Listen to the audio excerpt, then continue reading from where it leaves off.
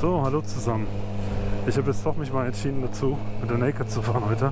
Ich bin ja die Supersport jetzt gefahren das ganze Wochenende lang und für mich fühlt sich jetzt die Naked extrem weird an. Aber ich wollte mal das Mikrofon jetzt austesten, wie weit die Kameraaufnahmen funktionieren. Und könnte ganz witzig werden.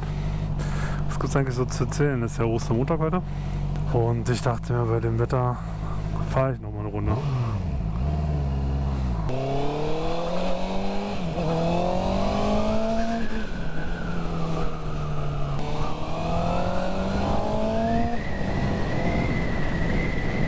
Und ich habe den Quickshifter hardcore vermisst. Der Quickshifter macht doch schon einiges mit. Ja, ich dachte, ich genieße noch mal 1-2 Stunden, obwohl jetzt das Wetter nicht so mitmacht. Es ist ziemlich windig. Also ich fahre ja schon jetzt 2-3 Jahre mit der Naked, aber ich hätte nicht gedacht, dass ich so einen Unterschied fühle, wenn ich wieder auf die Naked springe. Die Maschine ist 1000-mal anders, ey. Nicht normal.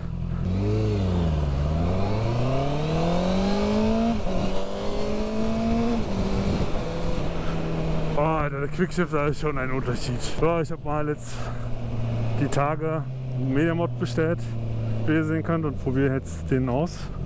Habe jetzt den YouTube-Kanal immer nur bis nebenbei betrieben und dachte mir, na gut, versuche mal dieses Jahr ein bisschen mehr Zeit zu investieren, dadurch, dass du eh schon so viel Motorrad fährst. Vielleicht gefällt es ja den einen oder anderen, die Stimme dazu zu hören. Aber es ist nicht immer ganz so langweilig, wenn man immer nur fährt. Und die Naked hat jetzt soundtechnisch auch nicht immer so krass abgeliefert, dass man gesagt hat, boah, was für eine Maschine, Sound ist ja brutal. Schöner Porsche vor mir.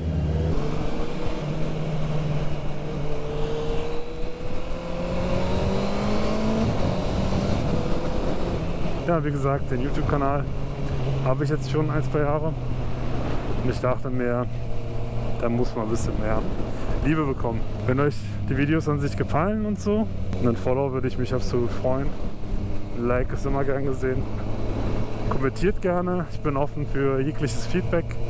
Wenn euch was stört, was nicht cool ist oder was verbessert werden könnte, gern raus damit. Ich spiele immer wieder an den Settings rum. Ich bin jetzt auch kein Profi-Cutter oder so, also ich mache alles selber und ich bin hauptberuflich ITler, deswegen bin ich jetzt nicht komplett auf den Kopf gefallen. Ja, versuche ich natürlich die Qualität und den Standard relativ hoch zu halten. Der Wind ist hart, ey.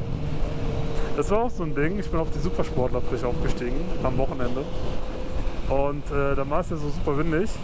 Wir haben eine kleine Windböe und ich dachte, ich fliege weg, weil ich so wenig Gefühl in dem Ding habe. Ja, leider, das wird ein bisschen zu voll für Tunnel.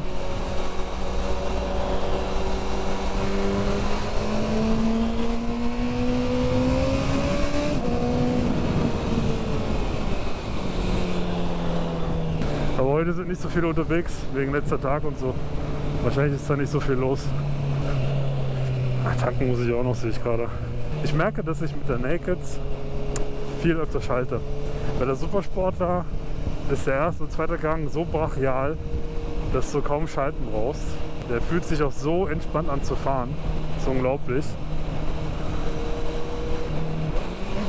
Und die zweite hat das Gefühl, dass sie so ein bisschen mehr untenrum Druck macht.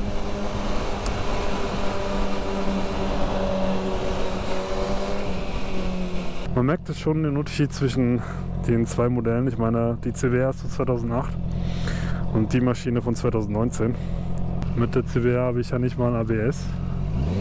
Dementsprechend muss man auch da echt fahren können. Ach ne, ich tank bei mir. Die Tankpreise sind auch so geisteskrank geworden, ne? Darüber will ich aber, glaube ich, gar nicht erst reden. 2,24 €. Ja, das ist schon frech. Oh, das war auch so peinlich. Ich habe die CBR am Wochenende ausgefahren, wie gesagt. Habe erstmal geschafft, 3-mal auf die Hupe zu kommen, weil der Blinker, die Position ganz woanders ist.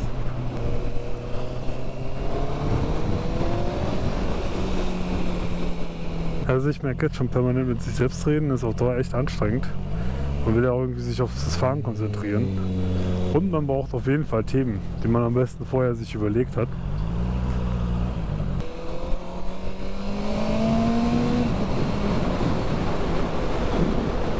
Dann kann man darüber quatschen, ansonsten wird es ja ein bisschen random Gelaber. Gehört ja auch natürlich ein bisschen dazu, so ist nicht. Man will auch ein bisschen qualitativen Content machen. Mir ist auch tatsächlich aufgefallen, dass in Berlin echt die Szene von Motovloggern sich deutlich gesteigert hat. Das ist ganz gut, wenn das neue Motovlogger in Berlin sich etablieren. Es gibt ja nicht mehr so viele. Wir wissen ja alle, dass Knatter Crew aufgehört hat. Ogi macht zwar ab und zu noch mal ein Video, aber ganz selten. Und von den anderen kriegst du auch nicht so viel mit. Boah, war ein fetter Stein auf dem Boden. Mein Rad hat sich einfach gedreht. Super gefährlich wieder sowas. Ich meine, bei mir ist auch das Problem, ich mache jetzt nicht wirklich neuen Content, auch nur alles, was andere machen. Na klar, gucke ich mir auch das eine oder andere von den anderen ab. Wenn es mir gefällt und das nach was Coolem aussieht, dann übernehme ich natürlich auch gern mal.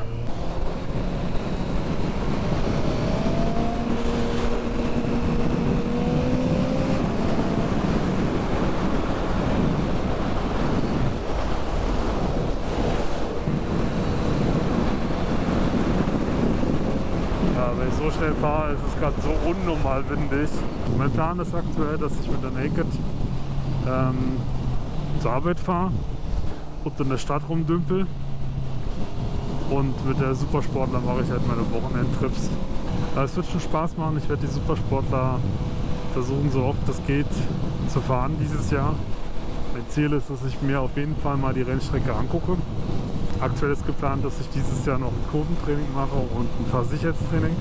Ich meine, ich war jetzt 2-3 Jahre, aber ich kann mir sehr gut vorstellen, dass ich noch ein paar Basics nicht richtig mache.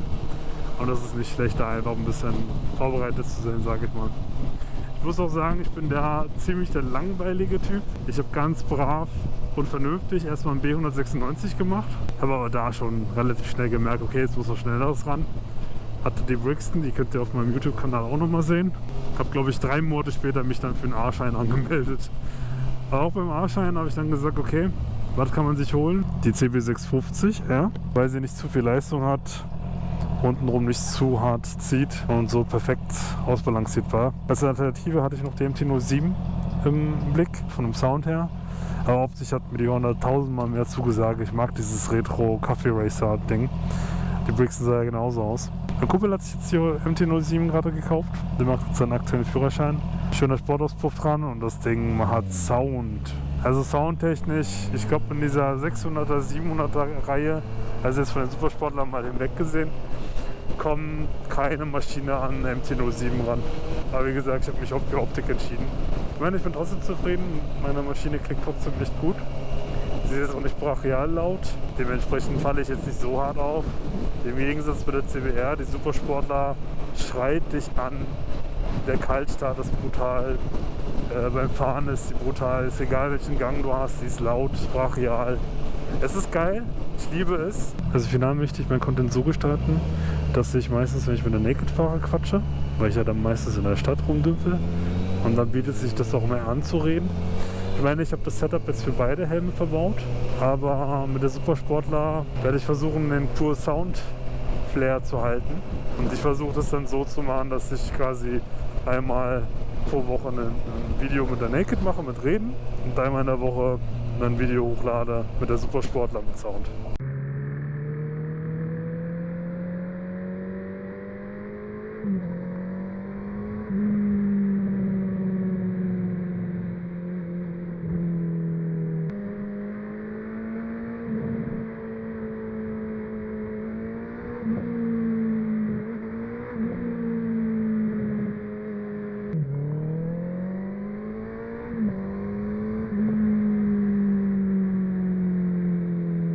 Okay, ich denke, ich gehe tanken und danach nach Hause.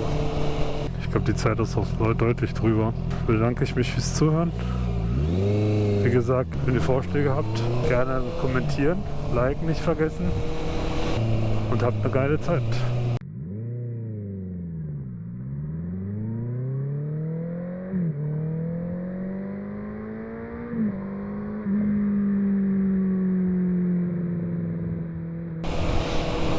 Komplett abgelenkt, wenn du mich fragst.